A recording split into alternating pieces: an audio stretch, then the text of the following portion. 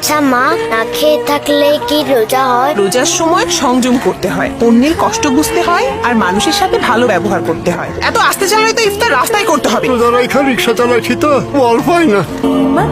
রাস্তায় অনেক জ্যাম, আইতে দেরি হইব। ভাতে পানি ফালাইয়া ইফতার করে নিও, কাল পরশু বাজার করুম। মামা যাবেন?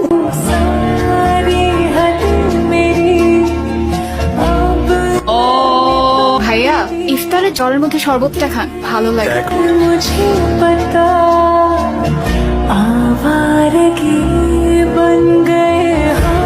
আঙ্কেল, আম্মু আপনাকে এগুলো দিতে বলেছে। মামা নেন, একসাথে ইফতার করি, নাইলে মজা আছে। ইফতারটা করে নিন আঙ্কেল।